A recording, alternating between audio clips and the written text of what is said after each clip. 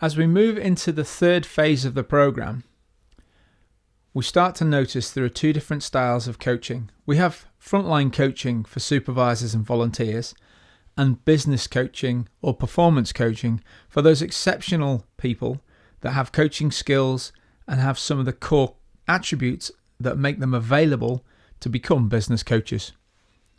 So the business coaching course is a 6-day course which consists of a number of core elements, and it starts with a simple principle that you can only coach somebody if they let you. So the process for coaching is simple. We start by looking at rapport. What is rapport? How do we create rapport? How do we know when we've got it? How do we know when we've lost it? And are there ever times when we should make sure we break rapport? Like before the time when somebody makes a personally strategic decision, or when the coachee is affected by the outcome of the decision.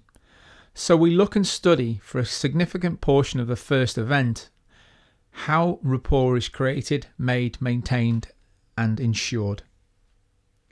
But rapport isn't the only thing we have to have a great coaching conversation. Because I'm sure there's people that, even though you have lots of rapport, still would probably thump you if you tried to coach them. And that's because rapport just opens the door. Actually allowing you in is about creating and designing an alliance. The alliance is about understanding we come at this as equals. I'm not there as a coach with all the magic answers for your problems. I'm there to ask difficult questions, the questions you probably wouldn't ask yourselves. It's also about recognizing what coach works best for you and your teams. Are you looking for a forceful, systems-biased coach who's going to very much focus on achieving and supporting people to deliver the systems? Or are you looking for a people coach who's very much about motivation and building self-esteem? So understanding the style of coaching that works best for the organization and individuals is also important. The final part of designing an alliance is considering, how do you want to receive feedback? How do you want to be held accountable? How do you want to ensure that what you actually agree with the coach and the coachees is being delivered out on the ground? The alliance starts to form the framework and structure for what is going to come next, which is focusing on our goals. The next stage in our coaching process is to look at well-formed outcomes. Now, we use the term well-formed outcomes as opposed to goals, objective, mission statements, because a well-formed outcome is structured in a way which literally reaches inside the individual and grabs hold of all of the available resources and tools that the subconscious mind has and focuses them on finding these solutions, looking for the issues and coming up with a plan to help them achieve what's important to them. And this is the interesting thing. In coaching, it's what's important to them. Now, in a business, it's great if everybody's goals and dreams align. But the reality is, in life, it isn't always that way. So sometimes as a coach, you could end up working with somebody and their goal is to leave the business. But if they get better during their process, if they're supported during that process, and if they're developing within the business, when they finally think they're ready to leave, they'll probably have a second thought about doing that because we as a business supported them in that journey and they've probably got a lot out of being with us too. So there's some really interesting challenges when we look at well-formed outcomes.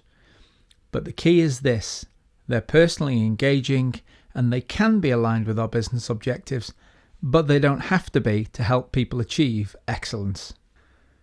Having got a well-formed outcome, what we find stops people moving forwards is something in their head tells them this isn't important, they could never achieve this, they're not good enough to achieve this goal, or something's getting in the way.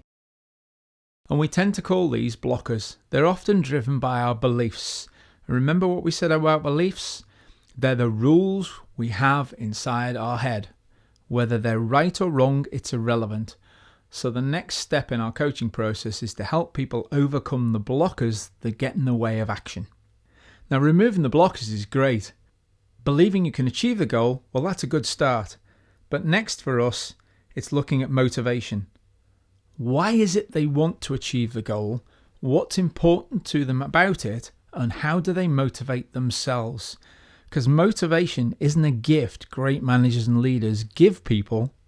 It's something they stir up inside the person that gets them off their backside and achieving what they want. So we'll look at values when we look at motivation. And we'll look at why that particular goal or aspiration is important to them. Because once we understand the level of importance, and if you remember, logical levels is a great tool for looking at the value of a conversation. Once we understand what motivates them, we can help them move towards achieving that goal. Now, loads of people know what they want. They know what they have to stop believing to get there, and they're motivated to do it, yet still they miss the target. So the next step in our coaching process is to look at feedback. When they lose the shot and they miss the bullseye, what causes them to miss? What adjustments have they got to make? And it's not at the target end of the flight, it's inside their head to make the difference. So we talk about feedback, but feedback only works if you let it land. And the adjustments have to be made before we loose the arrow, rather than once it's in flight. Now, feedback and feed forward are great terms, and it's quite a difficult skill as a coach to give somebody feedback or elicit feedback, which can sometimes be quite negative. So there's a skill as a coach which we call how not to get shot. Just like the old Roman emperors used to stab the messenger in the chest for telling him he'd lost the battle, the coach's role and job often relies on the alliance and rapport he has with the coachee, a manager or a leader.